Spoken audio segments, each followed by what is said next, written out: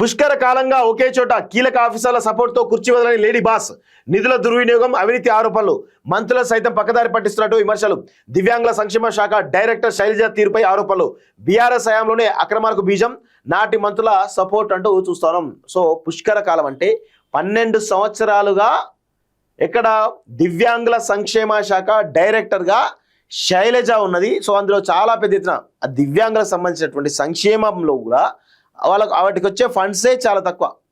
దానిలో కూడా ఇంత కకృతి పడుతున్నారంటే మిమ్మల్ని ఏమనాలో అర్థమవుతలేదు శైలజ గారు. నిజంగా దారుణం.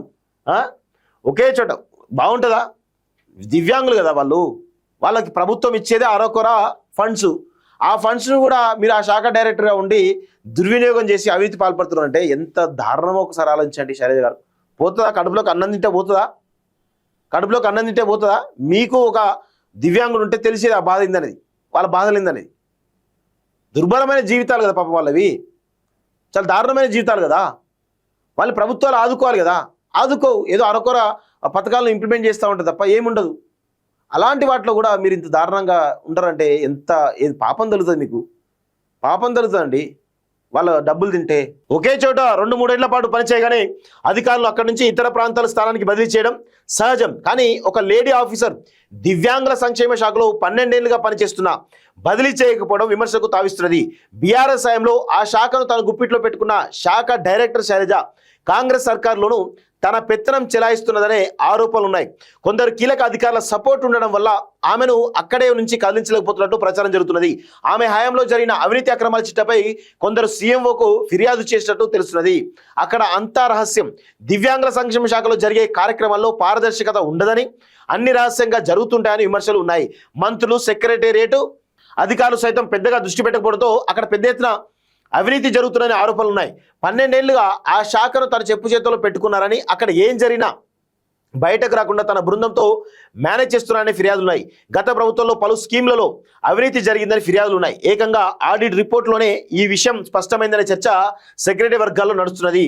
దివ్యాంగుల పరికరాల కొనుగోలు కోసం రిలీజ్ అయినటువంటి నిధులను సొంత ఛాంబర్ రిపేర్ల కోసం ఉపయోగించినట్లు ఆరోపణలు ఉన్నాయి.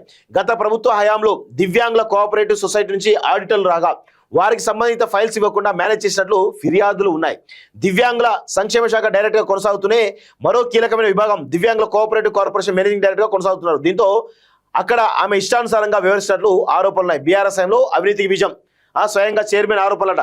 శైలజ తనకున్న వాక్చాతుర్యంతో మంత్రుల్ని తప్పదారు పట్టిస్తున్ననే చర్చ సెక్రటరీ వర్గంలో ఉంది. మంత్రుల రికమెండేషన్లను అమలు చేయడం ఇష్టం లేకపోతే వ్యూహాత్మకంగా మరో మంత్రి సైతం అదే పని చేయాలని ఒత్తిడి చేస్తున్నారని, అందుకే పెండింగ్ లో పెట్టారంటూ వివరణ ఇచ్చి తప్పుకుంటారని విమర్శలున్నాయంటూ చూస్తా ఉన్నాం. సో అవినీతి ఈరోజు పెద్ద ఎత్తున జరుగుతూ ఉన్నట్టుగా చాలా స్పష్టంగా అర్థమవుతుంది.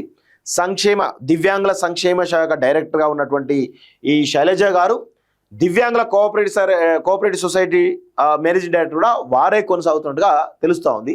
సో దీనిలో పెద్ద ఎత్తున అక్రమాలు జరుగుతున్నట్టుగా ఈరోజు ఈ కథనంలో రావడం జరిగింది.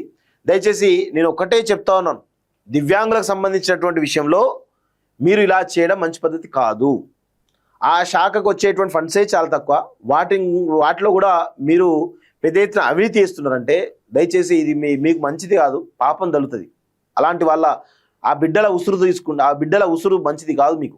దయచేసి ఇప్పటికైనా మానుకొని మీరు ఏం చేశారో మీ తప్పు ఒప్పుకోమని చెప్పేసి కూడా ఈరోజు మేము కోరుతా ఉన్నాం.